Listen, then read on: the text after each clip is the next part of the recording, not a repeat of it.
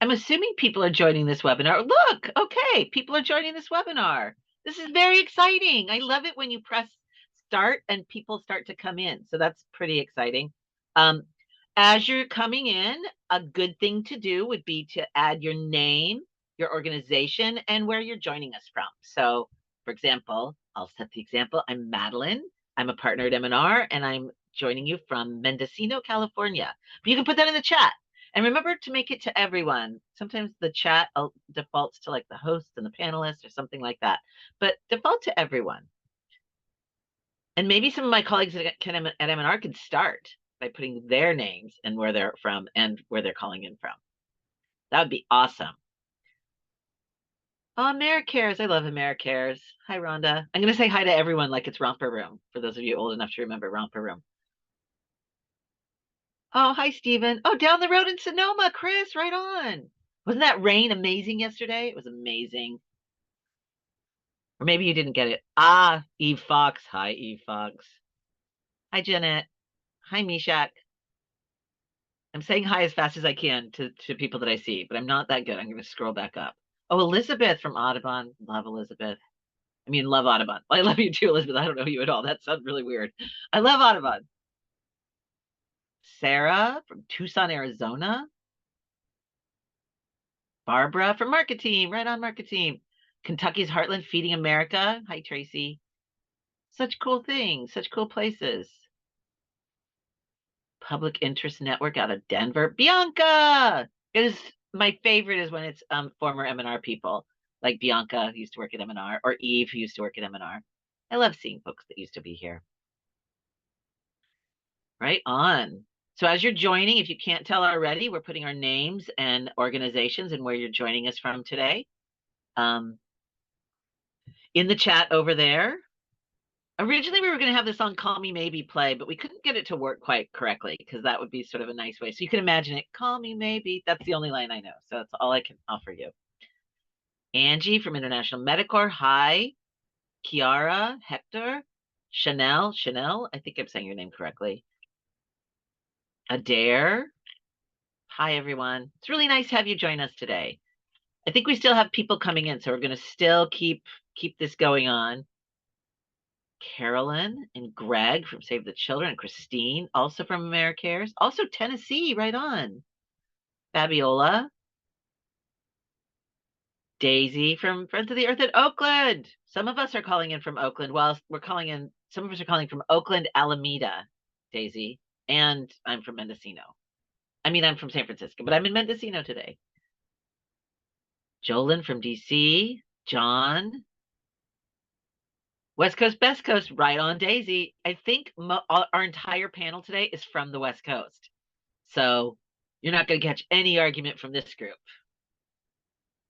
I think we're going to take just a second more and let people continue to join. Catherine and Sue Ann, hi. As you're joining, please put your name, your organization, and where you're calling in from today. And I think we're going to get started.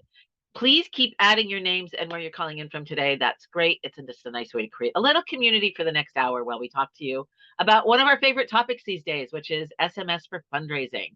I'm joined by I'm Madeline Stanionis. I'm a partner here at M&R, and I'm joined by my truly amazing colleagues, Evan Axon, Jessica Bosenko, Cameron Lefebvre, and behind the scenes, Julia Allenby is making sure everything works correctly. A couple things about today.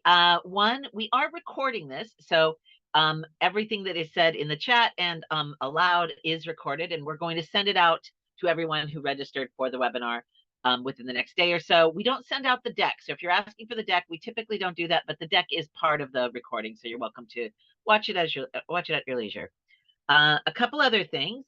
During our webinar today, we're going to use polls a couple of times. Polls will pop up on your screen and ask you to vote on an answer. Those are all anonymous, so you don't need to worry that anyone's recording. Anyone's able to see your answers from across all of the webinar. But you'll answer and then we'll show the results. And they're just questions to help us understand a little bit more about our audience and what you know, what you don't know, what you're really interested in. So that'll be helpful. We also welcome your questions and answers. Well, we will have a question and answer section at the end, we hope, presuming we can get through all of our content. But we also will use the Q&A feature. It's at the bottom of your Zoom screen, and it says Q&A along the bottom, and you'll use that. If your question is one we think a lot of folks will want to have the answer to, we may also repeat it aloud, but we'll try to answer your questions as we go there as well. And you're also welcome to chat amongst yourselves in the chat and comment on things that we're saying if there's not a question. So please feel free to do that. And before we get started, if anyone doesn't know about M&R, M&R is a consulting firm, and we work only with nonprofits. We are wild about advancing the cause of justice, alleviating suffering, and we really believe that nonprofits are really such an important solution in this world that we all live in. We pretty much do whatever it takes to do those things. So everything from campaign strategy to advocacy and fundraising to advertising to research, organizing, media relations, social media, pretty much whatever it takes to advance a cause or raise money, change minds, change situations. We try to figure out how to do it. And we do it with the help of all of these great nonprofits that we work with. This is a small selection of organizations with whom we work. And it's, we feel really lucky and really honored to work with all of these organizations. This is just a small selection. And most importantly is that most of the groups that we work with also are really generous with sharing what they learn. That's why we're able to present webinars like this, is because organizations are happy to share. And when we all share what we're learning, this just makes the world a little bit better, us able to do our jobs just a little bit better, and that makes a difference. So if you're one of our clients and you're on this call, thank you so much, not just for being our client, but for sharing the things that you learn and allowing us to share as well. I'm wild about pretty much everything at M&R always, but there's two things right now I'm particularly enthused about. One is Scout Quest. Scout Quest is our data co-op. It allows organizations to share information about their donor and supporter lists, and does it without violating people's privacy. We're right in the middle, and it allows you to reach more people and reach the people that you really won't know care about your organization. And that, especially right now before year end, is really exciting and important. I think we just closed the books for year end for this year, but maybe, I don't know, maybe there's a way to sneak in if you really want to just get your list in prime condition for year end. Don't tell my colleagues that I said that.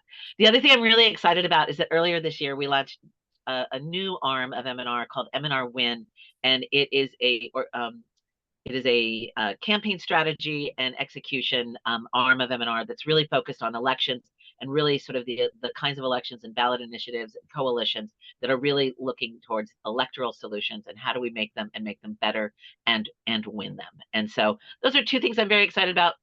URLs are right there. And I think that's it before we launch into our content. And I'm going to turn it over to my friend and colleague, Cameron. Thanks, Madeline. So hi, everyone. My name is Cameron Lefebvre. I'm a vice president based out in Seattle, Washington. I've been working in the digital fundraising space for about 15 years now, working with a variety of organizations from the ASPCA to March of Dimes to the American Museum of Natural History. So I'm excited to be here with you all talking about text messaging. Today, we're going to be sharing with you a lot of our research on leveraging text messaging for fundraising. Before we dig into that, I want to start off with our first poll. I wanted to hear from you all on where you are and where your organization is with text messaging. So are you just getting started? Are you starting to dip your toes in the water? Or is it a small part of your overall fundraising strategy? Or are you pretty far along and you have a whole team, one or more people focused on SMS for fundraising?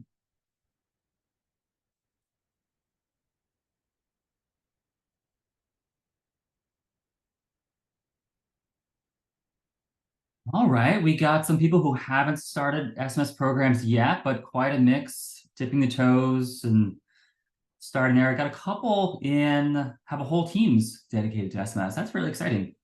All right, so we got a good mix of people today. Let's dig in.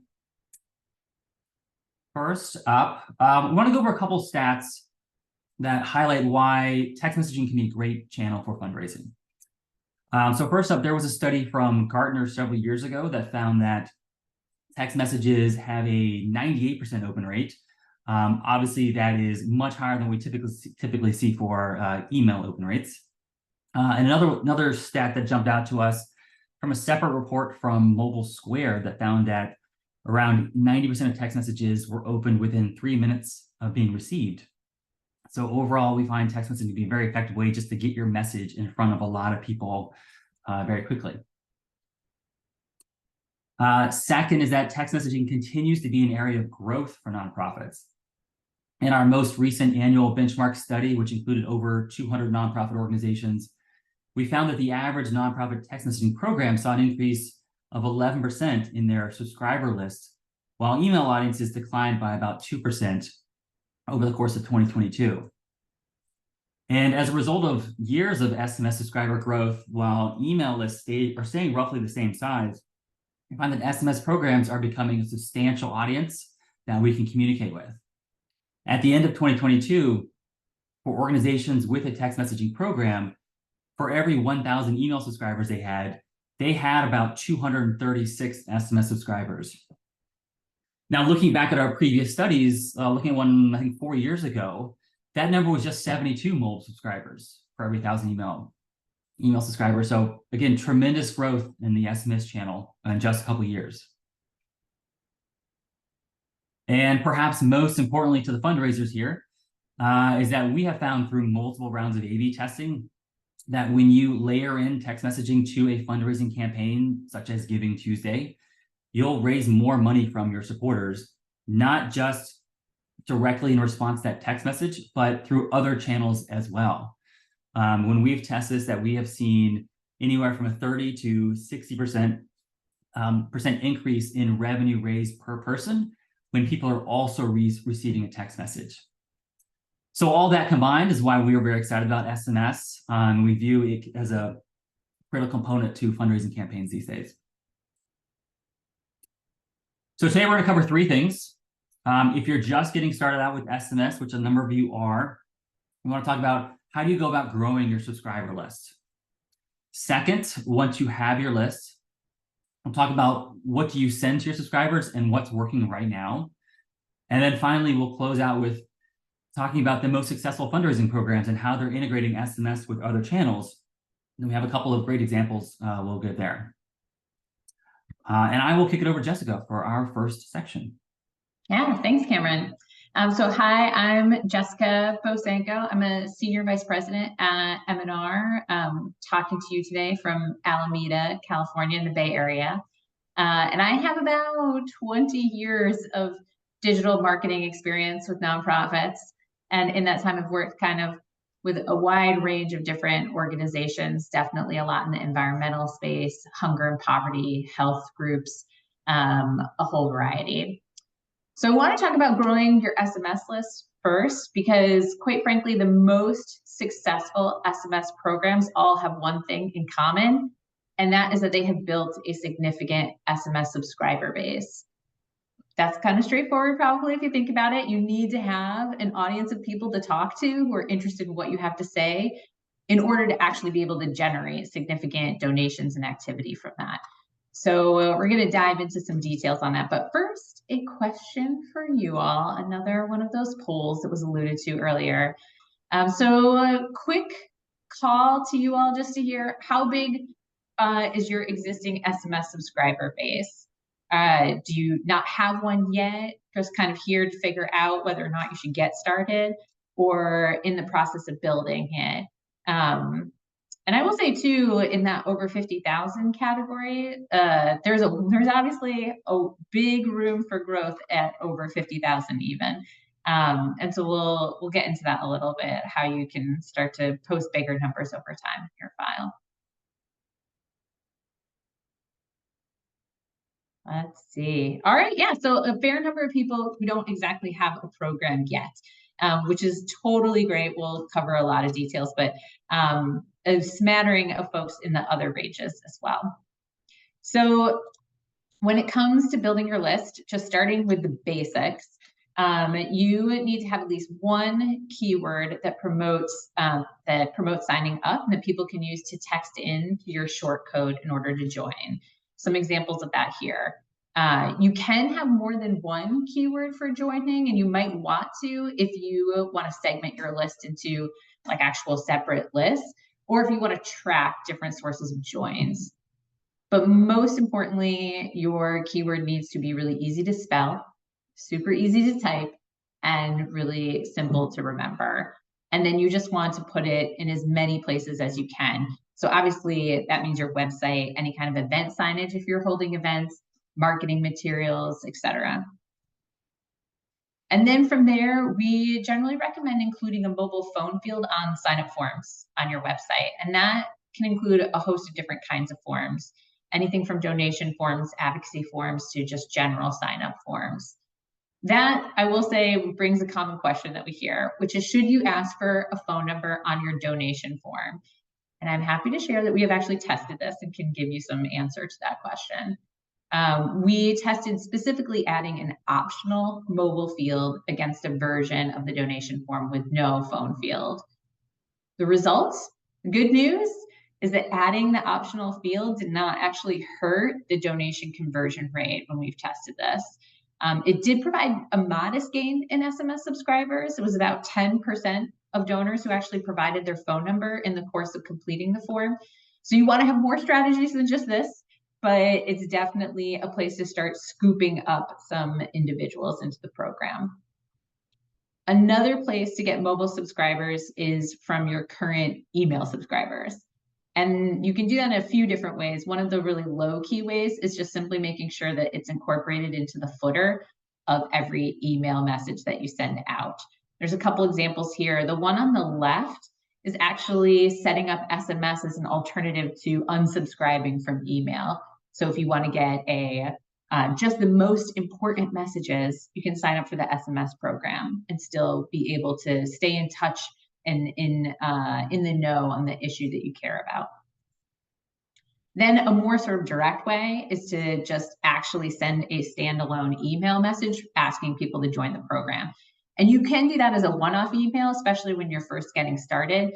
But then also think about incorporating that into an onboarding series that you might be sending to new email subscribers, new donors, etc. And we've had two different approaches that you could take to asking your email subscribers to join. One is just asking them to text to join, and the other is to click through on a form and actually complete the form by entering in your phone number versus opening your texting application.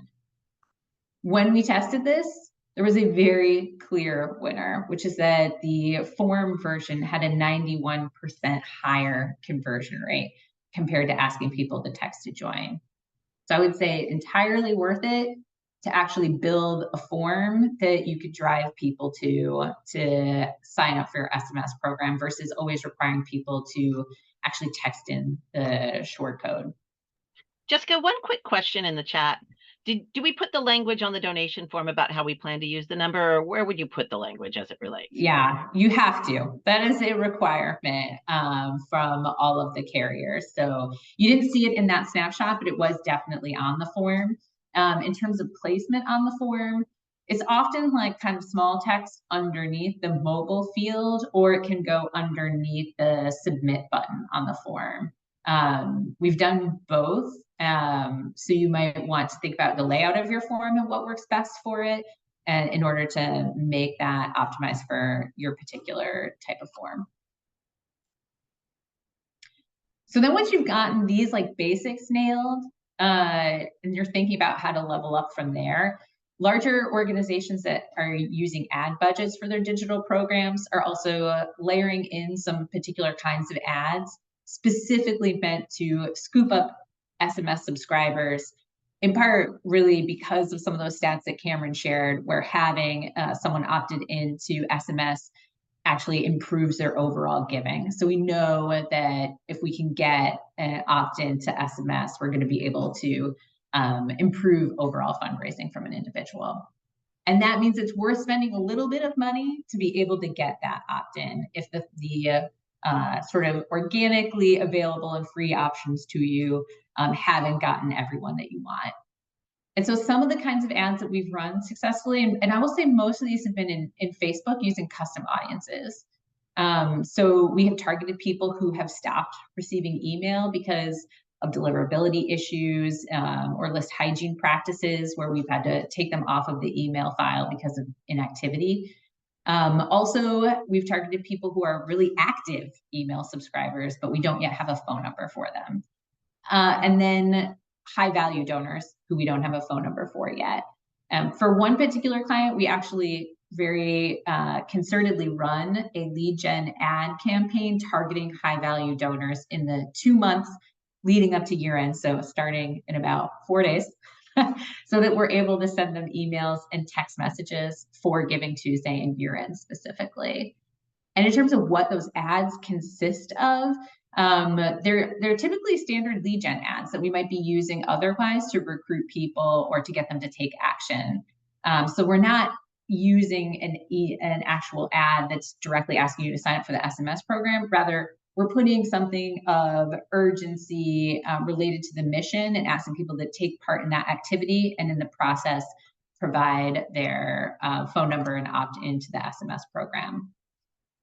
That might lead to a particular question in your mind, which is another test that we ran.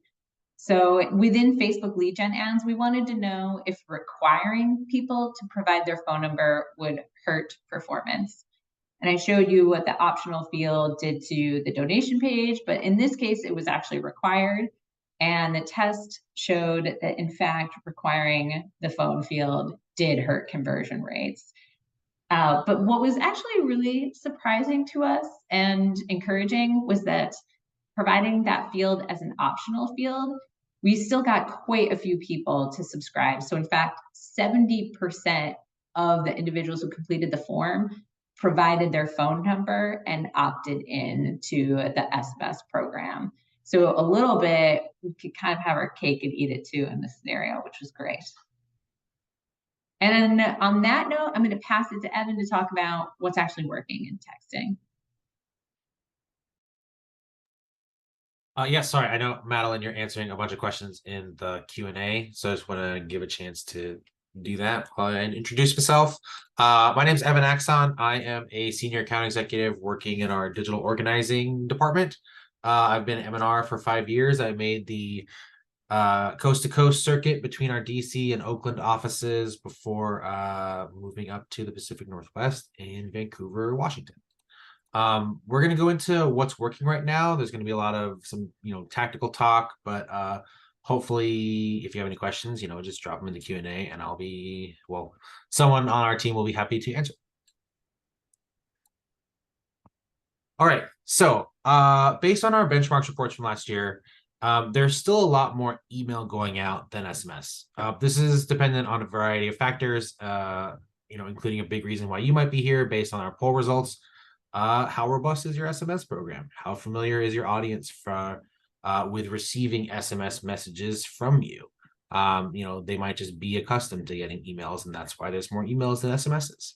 But that is just looking at SMS versus email. That was our numbers for 2022. Overall, this is still an increase in the number of messages sent in 2021. We're seeing a big increase in both fundraising and advocacy emails, or SMSs, that went up a similar amount. That's for, again, a number of reasons, but the landscape of other channels have changed, like email and peer-to-peer texting, and programs have embraced SMS more, as it is, we've talked about, proven to be very effective mode of engagement. This is just a month-by-month breakdown of messages sent. Just want to call out our largest bar there in November, 3.5 messages per subscriber. Last year, a reminder, you had midterm elections, and Giving Tuesday was also in November, and that led to getting a lot of messages that month. December end-of-year campaigns also drove why December was our second highest. So just thinking about how your campaigns are throughout the year and what kind of things are on the calendar, a lot of those can contribute to this spread, but there's a lot around end of the year. These are the typical opt-outs based on the ask of your text message. if you are sending a fundraising ask versus a click ask, if you're asking someone to click and sign a petition, or if you're asking someone to make a phone call, that is the advocacy call on the far right. Fundraising asks have a similar opt-out rate to advocacy asks that are usually to, again, a petition or a social post. Call actions will have a lower opt-out rate, mostly because call actions are usually sent to a more restrictive audience that is like expecting a higher bar engagement, and they are less likely to opt out because they are already bought into what you're doing.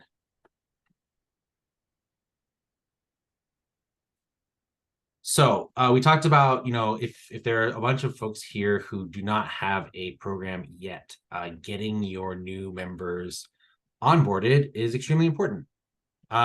This is kind of a layout. You can set up a welcome series. We do it for email all the time. A lot of you probably have welcome series for email. There are similar programs you can set up for SMS.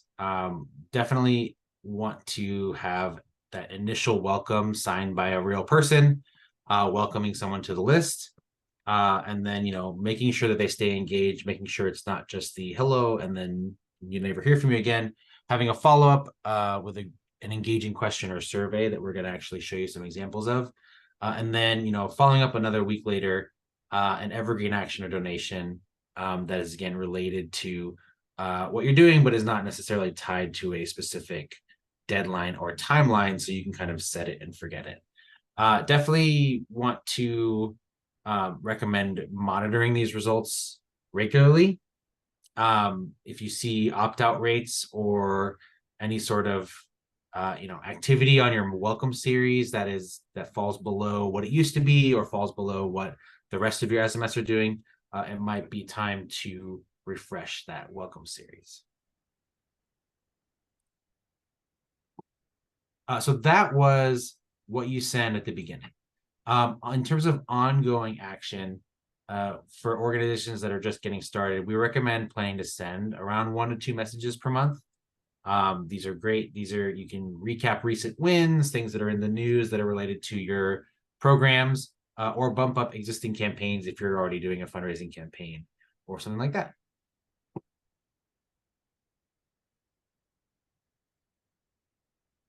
All right, as mentioned, types of engagement. These are 3 types of engagement right here. There's a lot of fun things you can try. You can do a quiz, true or false question that just has a very simple answer. You're prompting someone to respond. You can send a poll and use those results for further study if you need to, or you can send an educational message that is telling a story, right?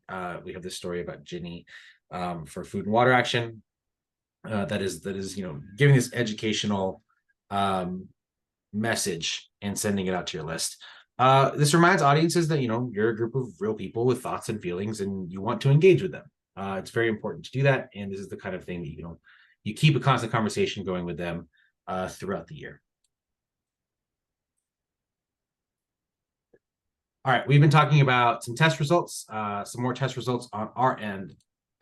We linked, this is a question on the left, you have a link to a quiz. You click on the link, you fill out the quiz.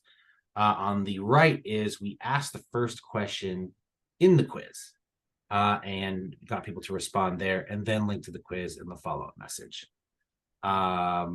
And you'll see some results. A huge winner was the link to the quiz. Almost 350% increase in the form submission rate. The goal here, which is a good best practice, is you want to get what your ask is in front of folks as soon as possible. If you look at the reply rates on a typical SMS, the amount of people who see the second message is just a lot less than people who see the first message. So getting what you want them to do in that first message is very effective. And that is it for me. And so I will hand it back to Cameron. Devin. All right, so let's talk more specifically about text messaging for fundraising. For organizations just getting started out, one of the questions we often hear is, when should we send our text messages? If you're sending or using text messages to support a fundraising campaign, Typically, we recommend you send that message on the final day of your campaign. So this is for, if it's for end of year fundraising, you'd want to send that text message on December 31st. That usually performs better than sending that message at the beginning or the middle of your campaign. In terms of the time of day, less testing has been done around this, but some organizations are finding that the best time to send a message is in the evening. And some are specifically testing into like a 7 or 8 o'clock local time send, really aiming for that kind of post-dinner time frame. And they're seeing really good responses later in the evening. Another question we often get is, can I send more than 1 or 2 messages per month? As Evan mentioned, sending 1 or 2 messages, I think, is a great place to start. But if you have the budget and time, you could certainly try a more aggressive schedule. That's something we tested with one of our clients. Their baseline was sending 4 messages in a month for a specific fundraising campaign. And they tested more than doubling that up to 9 messages over the course of that month. And the results were a bit mixed. Sending more messages certainly resulted in a higher conversion rate. It was a 39% lift. So they were getting more people to donate. However, it did come at a cost. The increased volume led to an even larger increase in the opt-out rate, which went up by more than 60%. So if you are thinking about increasing your text volume, we do recommend testing that before rolling it out across the board. Another question we get is around what type of message to send. Generally, we think about 3 different types. There is the standard SMS, which is text only and up to 160 characters. Then there's concatenated SMS, which is sometimes referred to as multi-part or long SMS. And that allows for up to 1,600 characters. And typically that costs more than a standard SMS. And then finally, there's an MMS, which is similar in length to concatenated SMS, which is 1,600 characters. But now you can also include some sort of media, like an image or a video. We've done some testing on this to see which performs best. This is an example we did for Planned Parenthood a couple of end of years ago. We tested a standard SMS on the left versus a concatenated SMS that was twice as long. And then for an MMS, we basically took the concatenated SMS and then added in an image to see if that would also improve performance. And what we found is that both the concatenated SMS and the MMS outperformed the SMS, but the concatenated MS actually performed the best, raising revenue by 50% compared to the control.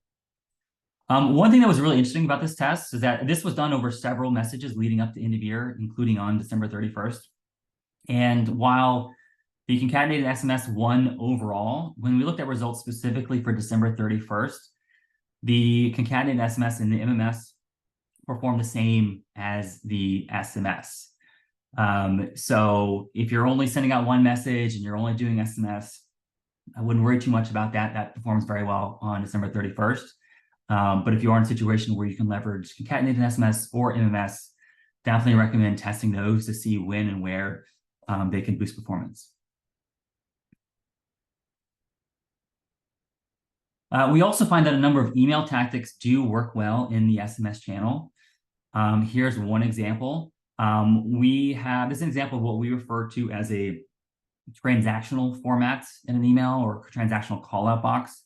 And by that, we mean it's very tactical. We're listing out, a supporter's name, maybe their member ID, their donor status, and whether or not they've given to a particular campaign. We see these emails do really well in email fundraising campaigns. So we've brought those over to SMS messages as well.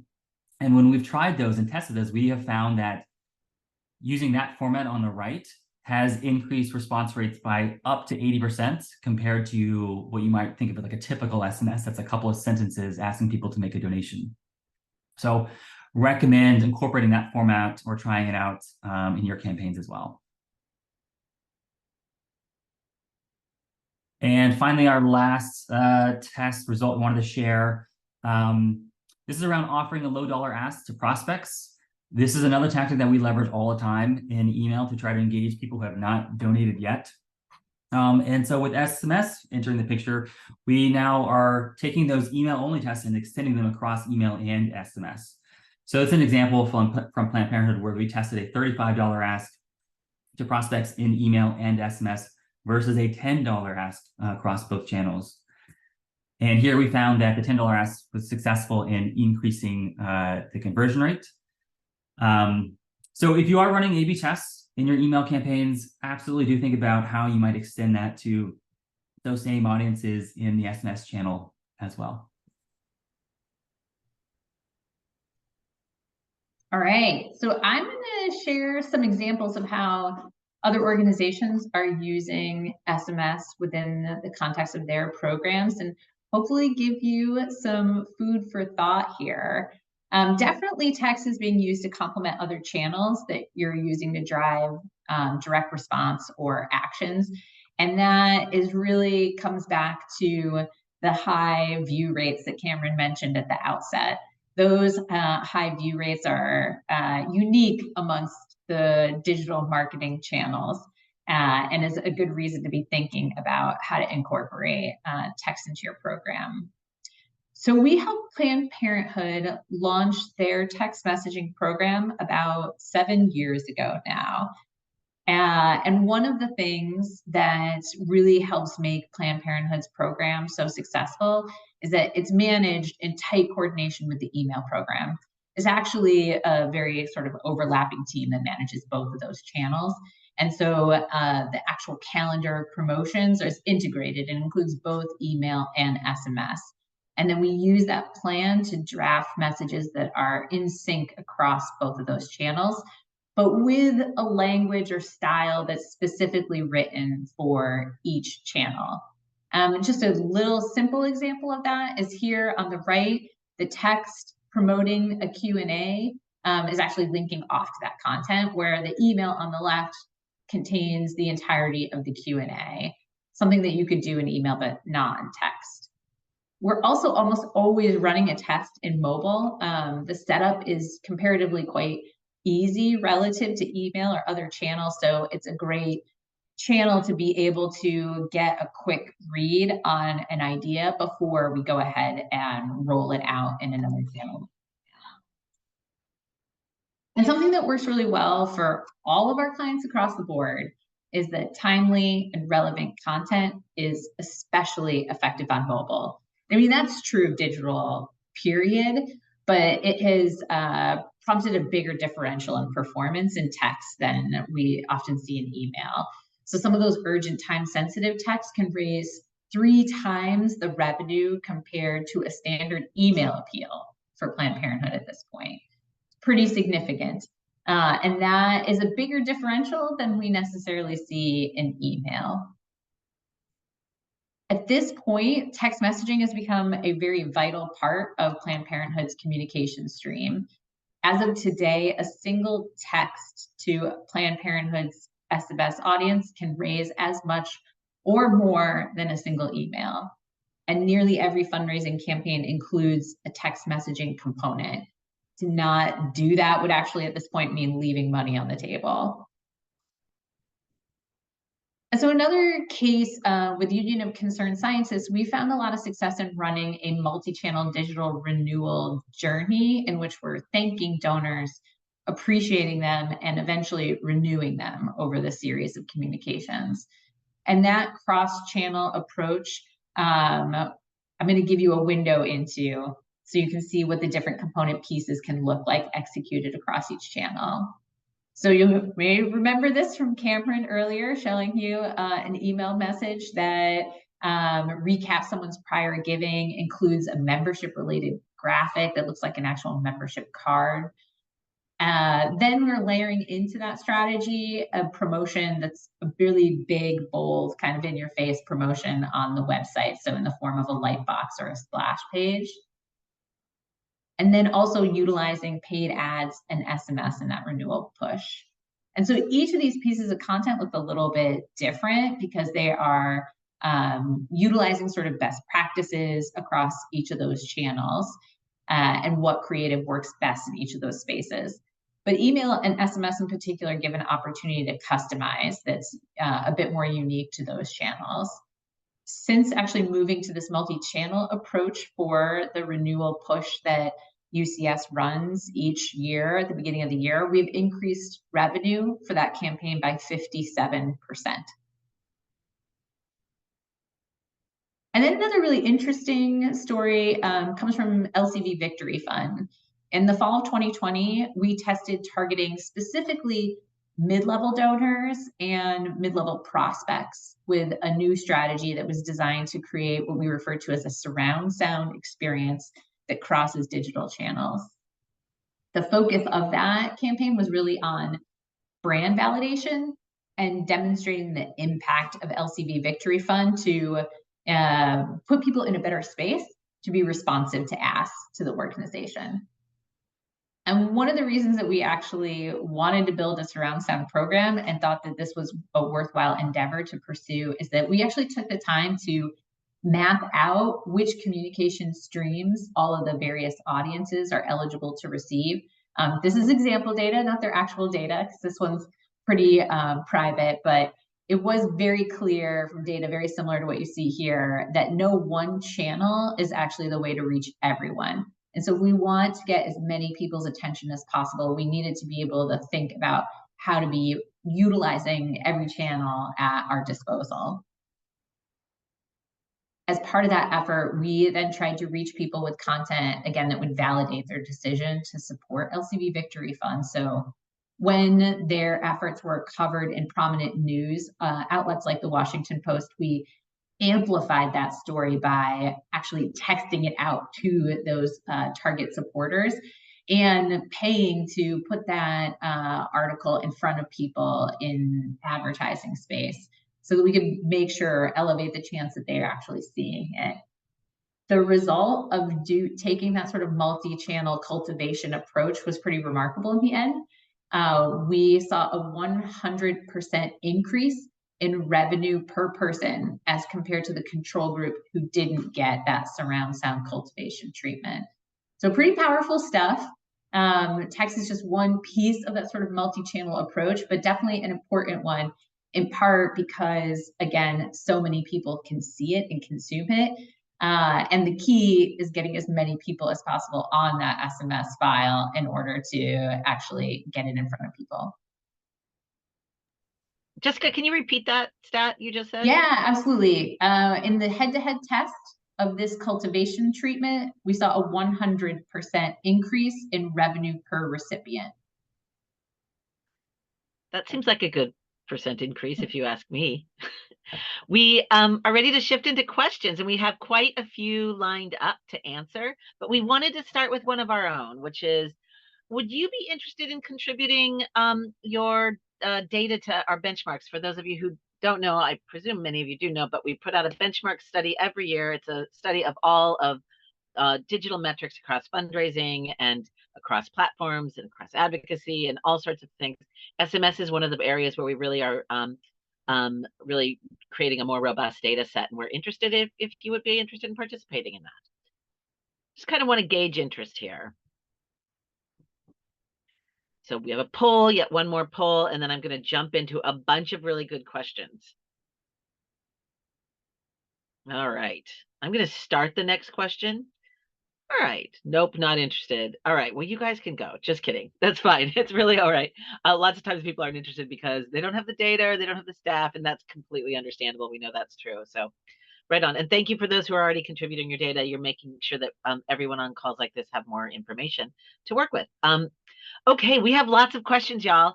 I want to start with the first one, which is, how do you really start an SMS list? Do you have to have donors and audiences formally opt in first? How do you get this thing going?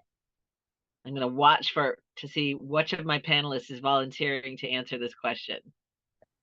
Jessica, why don't you go, and then Cameron hop in with whatever. Okay, sounds good. Well, I think obviously you need to have a platform that you can use to send text from. And there are a bunch of different options out there, perhaps not quite as many as there are for like email CRMs, but there are a number of options. And so you would want to just look through the options available to you. If you're in a certain platform already for your email program, it might be that they also have a SMS option. That's definitely true of a few of them out there, and some of them are currently building and launching them, in fact. So that's kind of step one. And then number two is just start collecting opt-ins. And yes, they need to be opt-ins. So if you have phone numbers in your existing file, but they did not give you their phone number when actually being able to see opt-in language for the SMS program, you're going to need to be able to recontact them and actually have them opt in through a pathway that shows the opt-in language. And starting to just put it in all those different places and sprinkle it throughout your program and build it in is how you're going to start building that from the ground up. And for those who are hoping you could go to the SMS store and pick up a basket of names with phone numbers that would be good for your organization, nope, that's not how it is. The hard work of building one by one. Cameron, did you have anything to add? Jessica, cover it? Not really. I think Jessica covered it. Great. Yeah, I saw that there was a follow-up kind of like, is there an option to do peer-to-peer without opt-in, which is a great question, because that has been controversial over the last like year and a half or so, I'd say.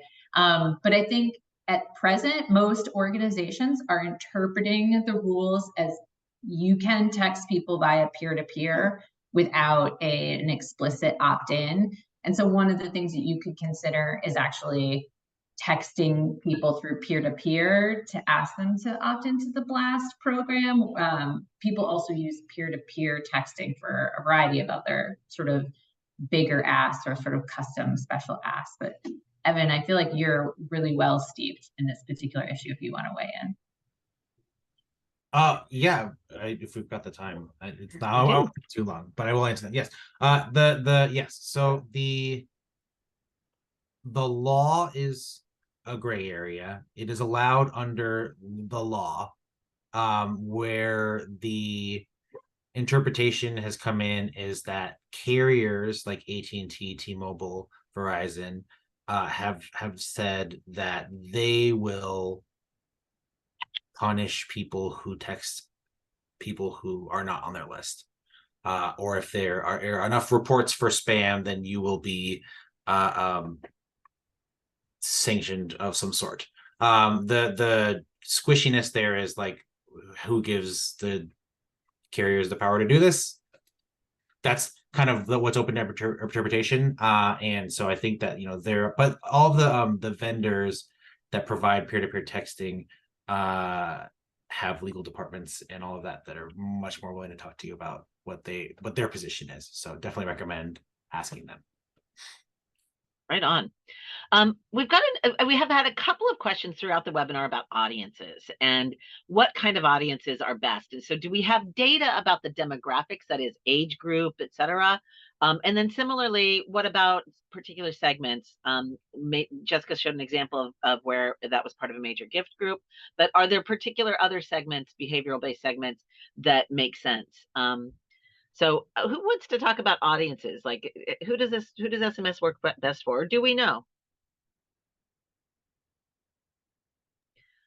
Cameron. I will jump in to say that I don't know. I have not seen that data. I think it's a great question, something that a lot of people are eager to understand. I know Jessica, Evan, if you have seen any data on that front.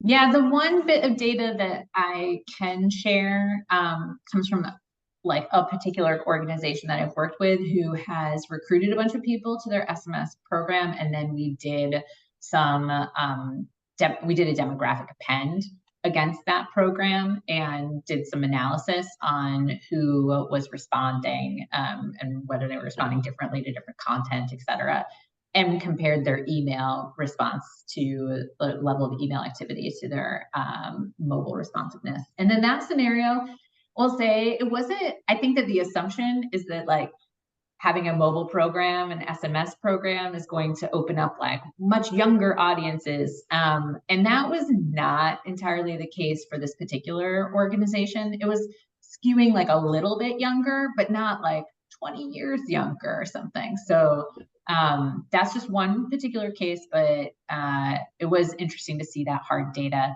The other thing that was particular about that program is they actually run a Spanish language SMS program as well.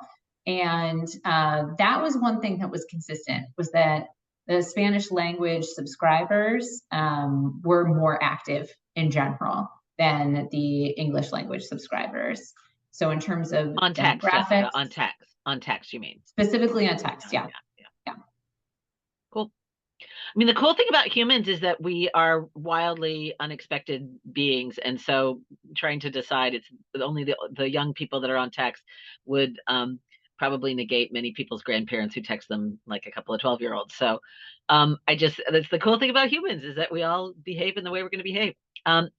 I did want to talk, there was a couple questions came up about opt-out rates, meaning, are we seeing real differences? I saw the question around, there's a question that we already answered around peer-to-peer versus texting, but what about the opt-out rates? What kind of opt-out rates can people expect, especially as compared to email or other channels?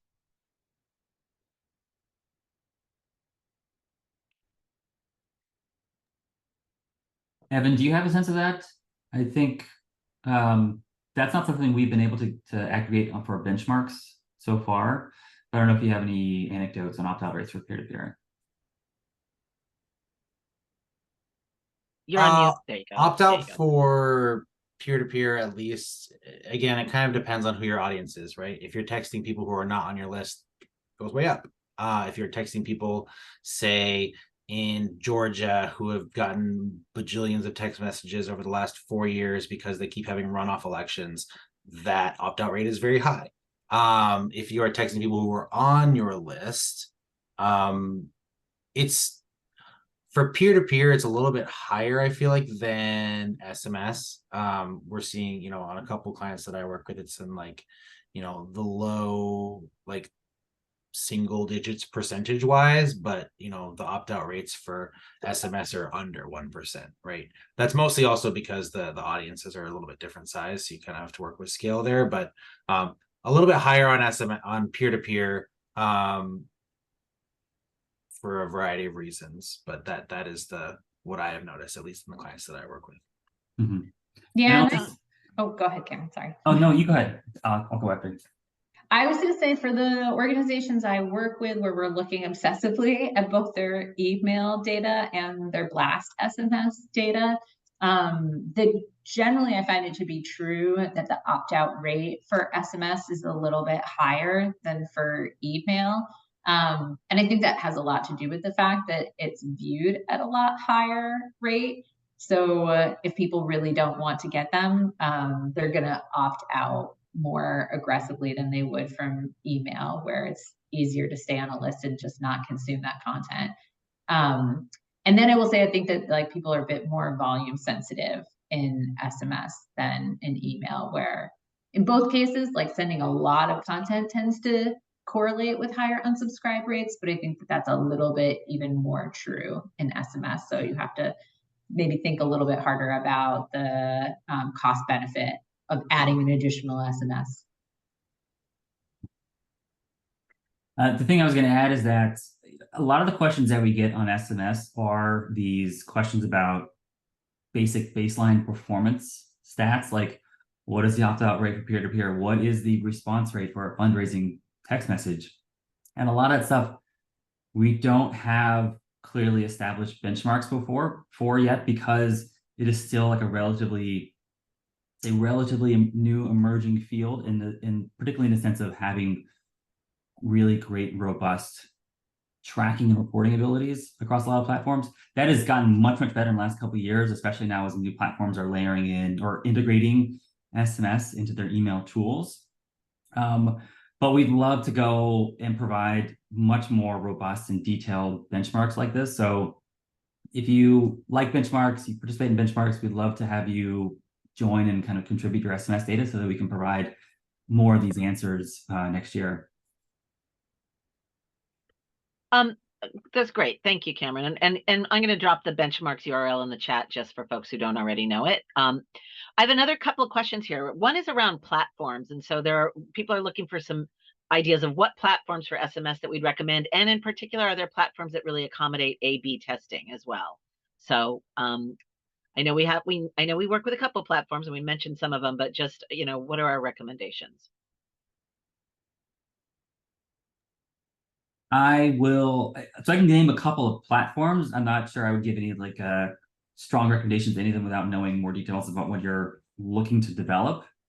Mobile Commons or Upland is a very popular one. Strive is another platform a lot of organizations use.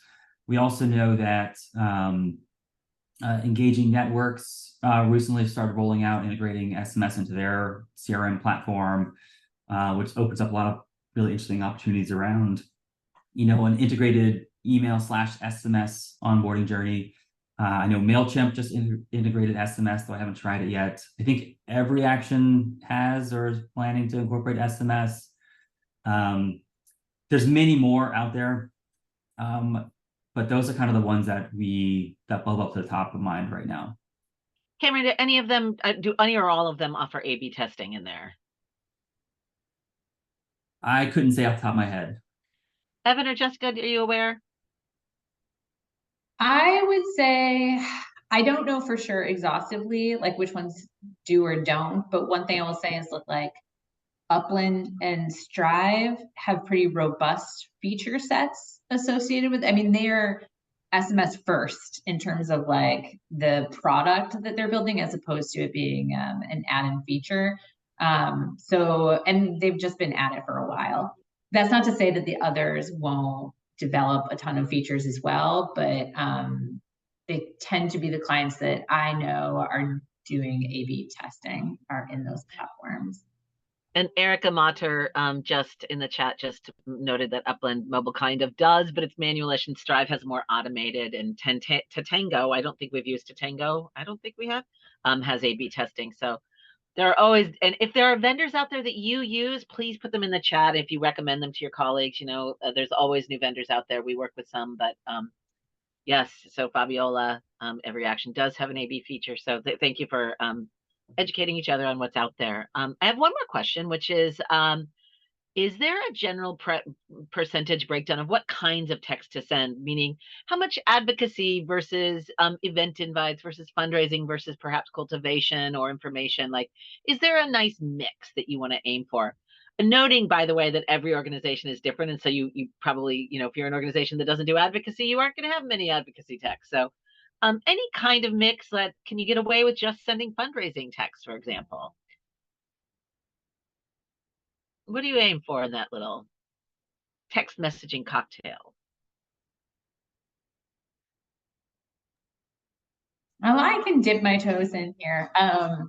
I would say that you could run a program that's only fundraising texts, but like email fundraising texts do have a higher unsubscribe rate, opt-out rate. So you probably will churn through your audience faster that way, particularly depending on the volume that you're sending. But also, I think you're missing an opportunity to cultivate people. I mean, I think some of the testing that we've done has been around using text to distribute information that reinforces people's decision to engage with the organization and the cause. And we've seen that play out time and again positively for organizations. So I would encourage you to put that into your mix. I think advocacy can serve the purpose of cultivation too, in a lot of ways, because you're exposing people to present work happening on an issue through the advocacy activity. So you can kind of scratch that itch a little bit with that content, perhaps. But in general, I think Cameron mentioned like a guideline that we often kind of think about is maybe more like half and half for organizations that are really trying to use your program for fundraising, in terms of half fundraising and half other content. Right on. I'm afraid that brings us to the end of our webinar. We're all set. As I said, we're going to send you the recording. Everyone who registered will get the recording tomorrow or the next day.